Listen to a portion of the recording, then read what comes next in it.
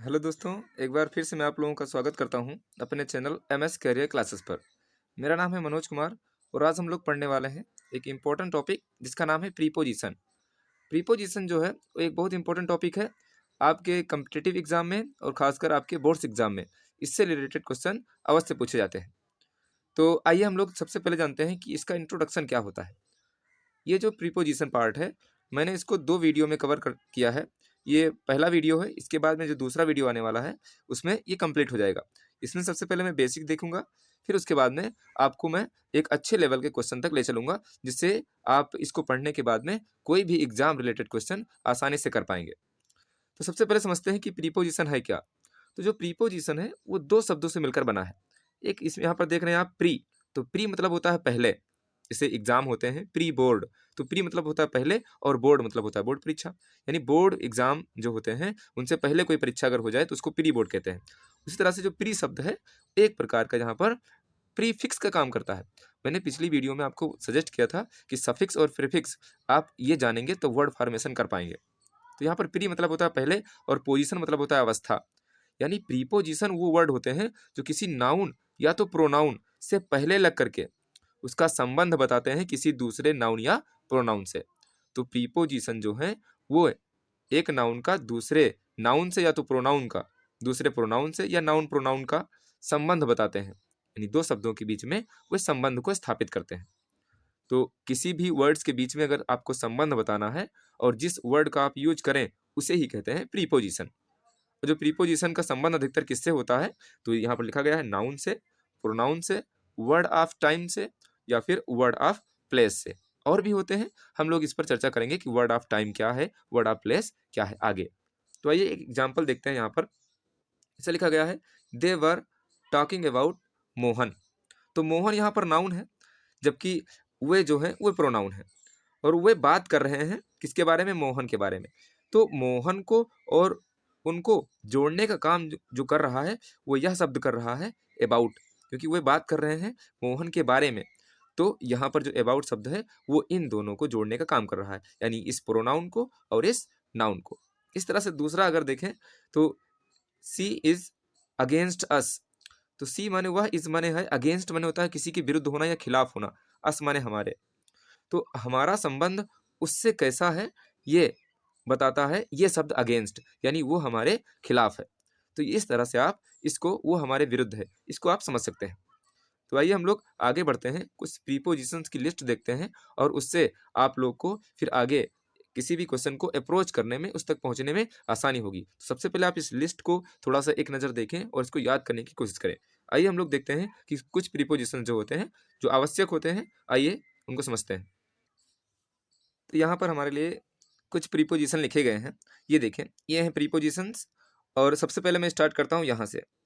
Between जो होता है वो किन्हीं दो चीज़ों के बीच के लिए यूज किया जाता है। तो बिटवीन का अर्थ होता है बीच में, वही एमंग का मतलब भी होता है बीच में, और एमिड का मतलब भी होता है बीच में। तो पहले याद करें कि बिटवीन, एमंग और एमिड ये प्रीपोजिशंस होते हैं जो किसी दूसरे नाउन या प्रोनाउन का संबंध किसी दूसरे नाउन प्रोनाउन से बताने में यूज किए जाते हैं। फिर उसके बाद में सिंस, फॉर और टिल ये भी समय के लिए यूज किए जाते हैं। जैसे हमने अभी बताया आपको कि वर्ड ऑफ टाइम और वर्ड ऑफ प्लेस इन्हीं के बीच में होगा, तो ये वर्ड ऑफ टाइम है। टिल कब तक, फॉर समय के लिए, अनिश्चित समय के लिए, सिंस निश्चित समय के लिए। और फिर हम लोग आगे इन सबके यूज देखेंगे, इसीलिए वीडियो जो होगी वो थोड़ा सा लेंदी जाएगी और सेकंड वीडियोस पर बनाना पड़ेगा। सबसे पहले हम लोग इसके परिचय में के बारे में बात करते हैं। फिर लिखा हुआ है बिसाइड, बिसाइड्स और बिहाइंड, ये भी स्थान के बारे में बताता है कि बिसाइड मतलब होता है बगल, बिसाइड्स मतलब होता है के अतिरिक्त, और बिहाइंड मतलब होता है पीछे। तो इन सब का जो यूज है वो एक प्रीपोजिशन की तरह होता है। फिर अगर आगे देखें तो ये है टू, फ्रॉम, वाया, ये जो है ये प्रीपोजिशन का कार्य करते हैं। वही अगर बात करें हम लोग ऑन, अपॉन, एट, ओवर, ये भी प्रीपोजिशन होते हैं। और वहीं इधर आ जाएं तो इन, इनटू, इनसाइड, आप इस लिस्ट को स्क्रीनशॉट लेकर के लिख लें और इसको याद करें, इनकी मीनिंग भी आपको पता होने चाहिए। तो ऑन पर होता है, अपॉन पर होता है, एट पर होता है, ओवर पर होता है। इन सब का मतलब होता है किसी चीज के ऊपर या पर। तो इनका अलग अलग लेकिन अर्थ होता है, अलग अलग सेंटेंस में अलग अलग तरीके से यूज करते हैं। जहाँ पर कोई वस्तु स्पर्श करती है, कोई वस्तु ऊपर है स्पर्श नहीं करती है, कोई वस्तु गतिशील है, तो इन सब के लिए अलग अलग यूज करेंगे। हम लोग आगे इसको पढ़ेंगे आगे। तो वहीं पर इन और इनटू में के लिए, इनसाइड अंदर के लिए लगाते हैं। तो ये सब हम लोग आगे पढ़ने वाले हैं। यहाँ पर इधर आ जाएं अब। यहाँ पर देखें जो ब्लैक में मैंने लिखा हुआ है, इंस्टीड ऑफ, इंस्पाइट ऑफ, यहाँ पर इंस्टीड ऑफ और इंस्पाइट ऑफ, उसके बीच में लिखा है डिस्पाइट। इसका मतलब होता है के बावजूद। तो यहाँ पर इन शब्द को हम लोग देखने वाले हैं आगे कि किस तरह से इनका यूज कहाँ पर किया जाता है। अब हम इस जो ब्रेन मैप बनाया है मैंने, इस जो ब्रेन मैप को हम लोग देखने वाले हैं दूसरे एंगल से। जो नीचे लिखे गए हैं वो शायद आपको ना दिख रहे हो, तो मैं दूसरे एंगल से आपको दिखाने की कोशिश कर रहा हूँ। अब हम लोग देखने वाले हैं, ये जो बच चुके हैं, ये लिखा है एक्रॉस और एलोंग। एक्रॉस मतलब होता है आर पार, और एलोंग मतलब होता है कि किसी के जरिए या किसी के साथ। जैसे अलोंग द रोड, सड़क के किनारे किनारे पर। एक्रॉस मतलब होता है इस पार से उस पार। तो इस चीज़ को हम लोग आगे पढ़ने वाले हैं। ऑफ, इसका मतलब होता है का। ऑफ इसका मतलब होता है बंद होना। अबाउट माने बारे में। तो ये सब के आप हिंदी में अर्थ जाने और फिर इसको आप सही से कर पाएंगे। ऐसे प्रीपोजिशन होता है बट, बिफोर, आफ्टर, इन सबको यूज करेंगे हम लोग। अंडर, डाउन, आउट, ये सब अलग अलग इनके यूज होंगे। फिर थ्रो, एक्सपेक्ट, जो एक्सेप्ट, सॉरी ये एक्सेप्ट लिखा हुआ है। एक्सेप्ट मतलब होता है को छोड़कर, और ये थ्रो जो है, थ्रो मतलब होता है किसी चीज से या जरिए से। यहाँ पर जो शब्द लिखा हुआ है बियॉन्ड, जिसको कहते हैं सीमा से बाहर, या कोई चीज की सीमा है उससे बाहर। जैसे कि आपकी सोचने की सीमा से कोई चीज बाहर है तो आप बोलेंगे बियॉन्ड योर ड्रीम्स, यानी आपके सपनों से बाहर, आपकी कल्पना से परे। तो बियॉन्ड द ड्रीम जहाँ पर लगाएंगे, जहाँ पर कोई चीज कल्पना से बाहर हो, ऐसी चीज हो जो इसको आप सोच भी ना सको, तो वहां पर लगाएंगे बियॉन्ड द ड्रीम्स, या आपकी सोच से बाहर। फिर ऐसे है अवे, नियर, फार। नियर माने पास, अवे माने दूर, और फार माने भी दूर होता है, नियर माने पास होता है। वैसे लिखा हुआ है इन एडिशन टू। इन यहाँ पर थोड़ा सा अलग है, इसमें मिला नहीं हुआ है। In addition to, because of, including और एक्सक्लूडिंग, इसका भी हम लोग यूज देखने वाले हैं। तो ये प्रीपोजिशन की लिस्ट है और हम लोग इन्हीं के अंतर्गत बात करेंगे आगे। तो आइए हम लोग अब देखते हैं कि किस तरह से प्रीपोजिशन के यूज किए जाते हैं, किसका यूज कहाँ पे किया जाता है। तो आइए हम लोग पढ़ते हैं आगे और देखते हैं यूज ऑफ प्रीपोजिशंस। तो यूज ऑफ प्रीपोजिशंस में हम लोग सबसे पहले देखेंगे use of among and between. तो एमंग का यूज कहाँ होगा और बिटवीन का यूज कहाँ होगा, ये हम लोग जानने वाले हैं। तो मैंने पहले ही बताया है, एमंग का मतलब होता है बीच में, और बिटवीन का भी अर्थ होता है बीच में। लेकिन एमंग का यूज किया जाता है जब दो से ज़्यादा चीज़ें हों, और बिटवीन का यूज किया जाता है जब दो चीज़ें हों। यानी बिटवीन का प्रयोग दो के बीच में, तथा एमंग का प्रयोग दो से अधिक के लिए किया जाता है। और एमिड का भी अर्थ होता है बीच में, लेकिन एमिड का यहाँ पर ना दो के लिए और ना दो से ज़्यादा के लिए किया जाता है। इसको किया जाता है एक समय अवधि के लिए। अभी आप इसको समझेंगे। तो सबसे पहले एमिड जो है ये बहुत इंपॉर्टेंट है। अक्सर एमंग पढ़ते हैं आप, बिटवीन पढ़ते हैं, लेकिन एमिड के यूज को आप नहीं जानते हैं। तो यहाँ पर हम लोग बात करेंगे बिटवीन और एमंग के साथ साथ एमिड में, कि इस बीच का अर्थ क्या होता है। आइए एग्जाम्पल समझते हैं पहले बिटवीन और यहाँ पर एमंग को। सबसे पहले देखते हैं बिटवीन के बारे में। The second test match to be played between India and Australia. और यहाँ पर हमने एक थोड़ा सा मिस कर दिया है। यहाँ पर लिखें the second test match to be played between India and Australia, यहाँ कर दें टुडे। तो ये जो चीज़, कोई चीज़ निश्चित होती है, यहाँ पर लिख दें टुडे। टुडे मतलब होता है आज।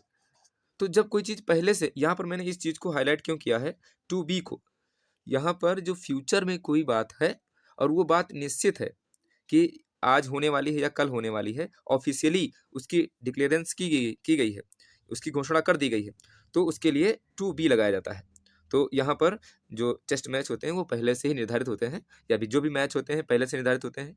या कोई प्रेसिडेंट का दौरा है, राष्ट्रपति का दौरा है, कहीं पर किसी दूसरे देश को जाने वाले हैं, तो उसके लिए आप अक्सर जब न्यूज़ सुनते हैं इंग्लिश का, तो वहाँ पर टू बी का यूज किया जाता है। जैसे बोला जाए कि prime minister Narendra Modi to be leave, या टू लीव यूएसए या अमेरिका नेक्स्ट मॉर्निंग, यानी अगली सुबह वो अमेरिका के लिए रवाना होंगे। तो इसके लिए आप वहाँ पर टू बी का यूज कर सकते हैं। ओके। और फिर वहाँ पर टू बी होगा तो थर्ड फॉर्म होगा, लेकिन सिर्फ टू होगा तो उसके लिए सिंगल यानी फर्स्ट फॉर्म होगी, यानी जेरंड का यूज किया जाएगा।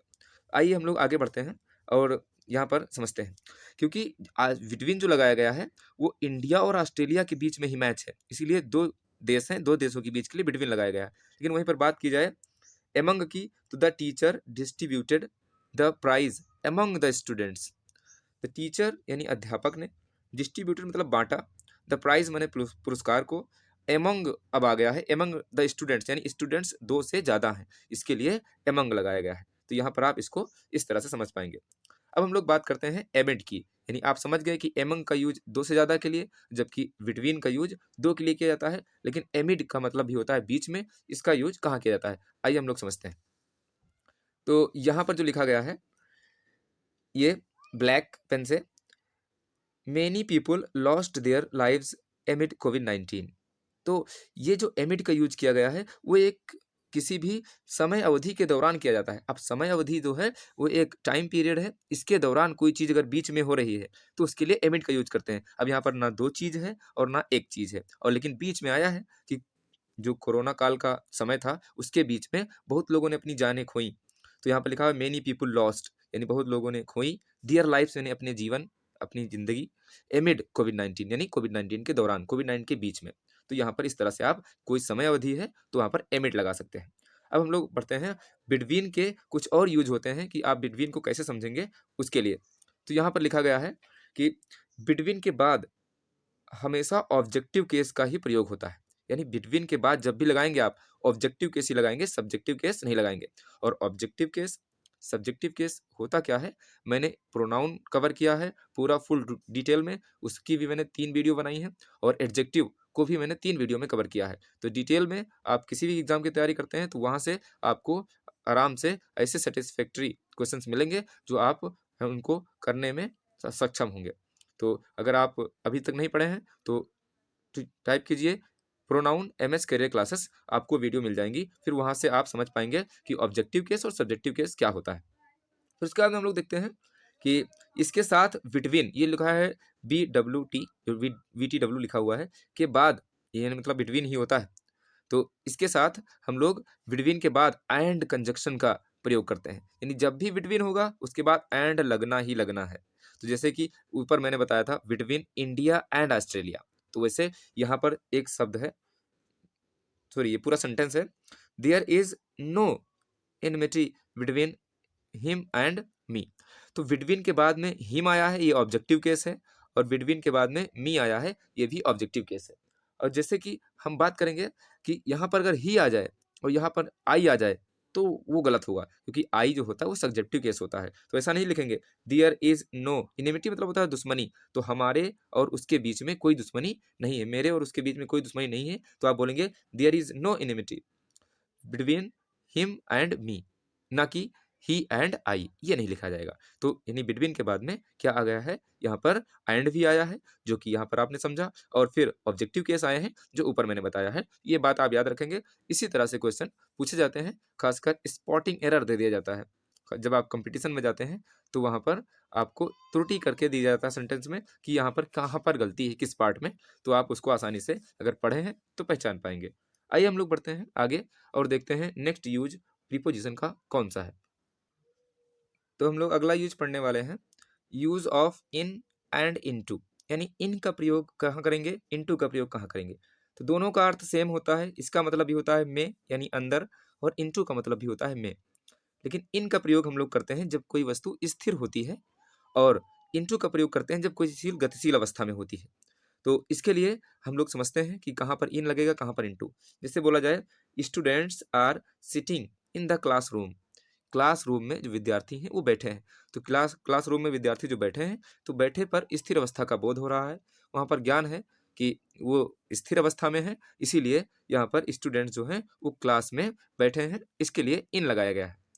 लेकिन अगर बोला जाए कि मेढक तालाब में कूदता है या मेढक तालाब में कूदा, उसके लिए आप इंटू लगाएंगे, क्योंकि जब कोई चीज कूद रही होती है तो उस समय गतिशील अवस्था में होती है, तो उसके लिए इंटू का प्रयोग करेंगे। जैसे लिखा गया है the frog jumped into the pond, pond माने तालाब होता है, तो मेढक तालाब में कूदा, इसके लिए इनटू का यूज करेंगे, इन का नहीं। तो मे के अर्थ में आप समझ गए होंगे, कोई चीज स्थिर है तो उसके लिए इन, और गतिशील है तो इनटू का प्रयोग करेंगे। जैसे कि the pen is in the box, तो ball is in the box, तो या गेंद या पेन बॉक्स में है तो उसके लिए आप इन का प्रयोग करेंगे। लेकिन कोई चीज गतिशील है, जैसे the boy jumped into the river, तो लड़का नदी में कूदा, उसके लिए इनटू का प्रयोग करेंगे। लेकिन यहाँ पर एक एक्सेप्शन है, अपवाद है, इसको आप याद रखें, यहीं से क्वेश्चन बन जाते हैं। जैसे कि इंटर और थ्रो, इंटर मतलब होता है प्रवेश करना और थ्रो माने कोई चीज फेंकना होता है, इसके साथ में इनटू का प्रयोग नहीं किया जाता है, ये बात ध्यान रहे। जैसे कि लिखा गया है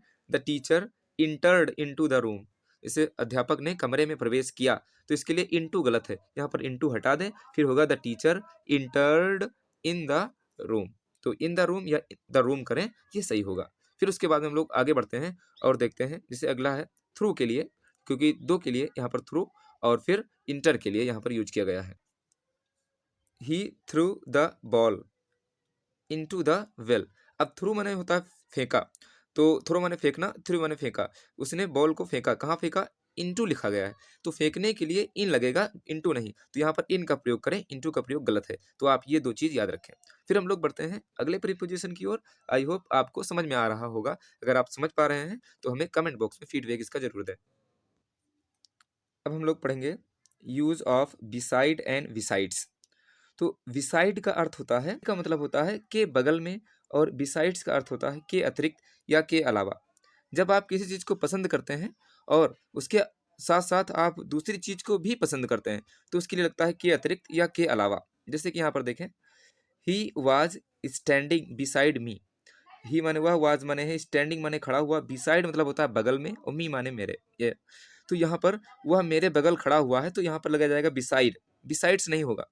और फिर यहाँ पर लिखा गया है he likes coffee besides T, अब यहाँ पर आ जाएगा के अतिरिक्त या के अलावा, यानी वह कॉफी पसंद करता है लेकिन कॉफी के अतिरिक्त उसको चाय भी पसंद है, तो यहाँ पर बिसाइड्स लगाया जाएगा। तो इस तरह से आप इस चीज को कर सकते हैं, जब आप किसी चीज के साथ और भी पसंद करते हैं तो वहां पर बिसाइड्स का यूज किया जाता है। तो बिसाइड्स का मतलब होता है के अतिरिक्त या के अलावा। यहाँ पर एक सेंटेंस और देखें जो काफी इंपॉर्टेंट है, यहाँ पर लिखा गया है इन दिस पिक्चर, यानी एक चित्र है और उस चित्र में बताया गया है कि I can see your brother, मैं आपके भाई को देख सकता हूँ, बिसाइड और या तो बिसाइड्स मोहन, तो मोहन के बगल देख सकते हो कि मोहन मोहन के अतिरिक्त देख सकते हो। तो यहाँ पर दोनों चीज सही है, क्यों, क्योंकि अगर एक फोटो है तो उसमें जो उनका भाई है, किसी का भाई है, तो वो मोहन के बगल भी हो सकता है, उसके लिए बिसाइड हो जाएगा, सही है फोटो के हिसाब से। और बिसाइड्स मतलब होता है मोहन के अतिरिक्त भी वो है उस फोटो में, तो मोहन अकेला नहीं है। तो इस तरह से यहाँ पर ये सेंटेंस में आप बिसाइड करें या बिसाइड्स करें, दोनों सही है। तो इस तरह से अगर कोई क्वेश्चन आता है तो आपको कंफ्यूज करने वाला है, इसमें आपको थोड़ा सा अपना प्रेजेंस ऑफ माइंड का इस्तेमाल करना है। फिर हम लोग आगे पढ़ने वाले हैं use of on and upon. तो ऑन का मतलब भी होता है पर, और अपॉन का मतलब भी होता है पर, दोनों का यूज किया जाता है किसी चीज के लिए, ऊपर या पर के लिए। अब समझे, यहाँ पर हम लोग बात करते हैं, ऑन का मतलब होता है के ऊपर, लेकिन यूज किया जाता है स्थिर अवस्था में जब कोई चीज स्पर्श करे, और अपान का यूज किया जाता है के ऊपर के ही संदर्भ में, लेकिन अस्थिर हो, नहीं, अस्थिर का मतलब है गति अवस्था में हो लेकिन स्पर्श करे, मतलब गति में हो तब थोड़ी देर के बाद स्पर्श करे, और स्थिर अवस्था में वो रखी रहे तो स्पर्श करे, तो उसके लिए आप लोग अपॉन और ऑन लगाएंगे, जैसा कि आप यहाँ समझ गए होंगे। इसे एग्जाम्पल देखते हैं, लिखा हुआ है the book is on the table, तो पुस्तक रखी हुई है तो स्थिर है, इसलिए लगाया गया है ऑन, तो ऑन के लिए यहाँ पर स्थिर होना चाहिए, तो इसीलिए लगाया गया है ऑन, यानी the book is on the table, यानी जो किताब है वो कहाँ रखी है, पुस्तक कहाँ रखी है, टेबल पर रखी हुई है। फिर आगे देखें अपॉन का यूज कहाँ होगा, the lion jumped upon the deer, जो लायन यानी शेर है, जम्प्ड माने कूदा, अपॉन द डियर यानी हिरन के ऊपर, तो जब भी हिरन के ऊपर शेर कूदेगा तो गतिशील अवस्था में रहेगा और थोड़ी देर के बाद स्पर्श करेगा, इसीलिए बताया गया है अस्थिर यानी गति में रहे और थोड़ी देर के बाद में स्पर्श करे, तो इसके लिए लगाएंगे अपॉन। तो आप जब भी ट्रांसलेट करें वहां पर अपॉन का यूज और ऑन का यूज करें, और कहीं पर त्रुटि आती है तो उसको भी सही करें, जिससे कि आपको डिफरेंट डिफरेंट टाइप से क्वेश्चन पूछे जा सकते हैं, तो ये चीज आपको कवर होनी चाहिए, तभी आप उस चीज को हैंडल कर पाएंगे। फिर आगे हम लोग पढ़ते हैं, ये लास्ट यूज है आज की वीडियो का, फिर हम लोग आगे नेक्स्ट वीडियो में देखेंगे use of by and with, इसका भी यूज बहुत ज्यादा पूछा जाता है, तो आइए इसके बारे में हम लोग बात कर लेते हैं कि use of by and with क्या होता है। तो यहाँ पर लिखा गया है बाई का मतलब होता है के द्वारा, बाई का मतलब है के द्वारा, यानी किसी के द्वारा, जब आप एक्टिव पैसिव पढ़ते हैं तो वहाँ पर इस चीज़ को यूज किया होगा। या से भी होता है, जैसे किसी चीज़ से आप कहीं जा रहे हैं साधन के लिए, यहाँ पर मैंने लगाया है यातायात के लिए, लिखा हुआ है साधन यानी यातायात के लिए, तो बस के द्वारा जा रहे हैं तो बाई बस, बाई ट्रेन, इस तरह से यूज कर सकते हैं इसको।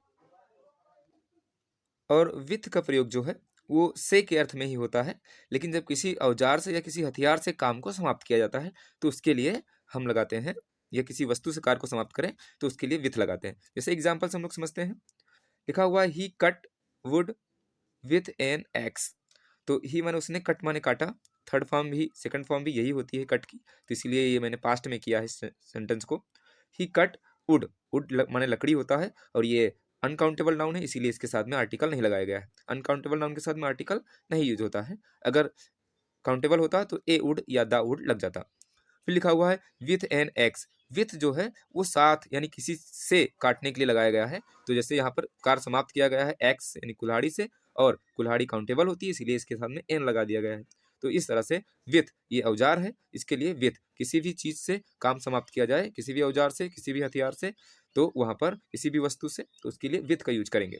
फिर अगला देखें हम लोग, he went Lucknow by bus. तो ही माने हुआ, वेंट माने गया, लखनऊ माने लखनऊ, बाई बस तो किसी साधन से अगर जाओगे आप, जैसे बस से, तो उससे के लिए बाई का यूज करेंगे, तो यहाँ पर बाई बस। और बाई का यूज किसी के द्वारा काम समाप्त करने के लिए भी किया जाता है, जैसे यहाँ पर लिखा है के द्वारा। यहाँ पर देखें, the snake was killed by the man, यानी आदमी के द्वारा स्नैक यानी सांप को मारा गया।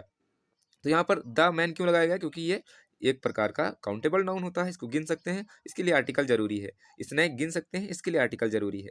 और फिर स्टिक गिन सकते हैं, इसके लिए आर्टिकल जरूरी है, तो ए लगाएंगे, विशेष होगा तो द लगाएंगे।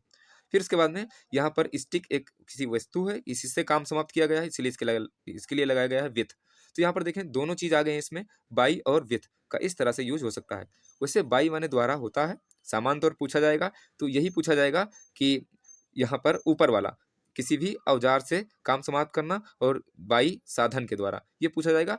बाई तो आप किसी चीज के द्वारा, ये तो आप सब लोग जानते हैं, वो चीज पूछी जाती है अक्सर एग्जाम में, जो इसके लिए आप थोड़ा सा परिचित नहीं होते हैं। वैसे यहाँ पर फिफ्थ स्टिक जो है वो यहाँ पर पूछा जाएगा। इसके बाद में विथ का प्रयोग भी और है, जैसे कि किसी के साथ सहमत होना, किसी के साथ गुस्सा होना, उसके लिए विथ का प्रयोग करते हैं। जैसे कि मैं आपसे सहमत हूँ, इसके लिए आप कह सकते हैं I am agree with you, और मैं आपसे गुस्सा हूँ, I am angry with you. तो इस तरह से आप इसको कर सकते हैं। हम लोग आगे विथ के प्रयोग और बाकी जो प्रीपोजिशंस हैं उनके जो प्रयोग होते हैं वो देखने वाले हैं नेक्स्ट वीडियो में। तो आज के लिए इतना ही, वाइंड अप करते हैं इस वीडियो को। कैसी लगी आपको ये वीडियो, इसका कमेंट बॉक्स में फीडबैक जरूर दें। तो आज के लिए इतना ही, thank you for joining us.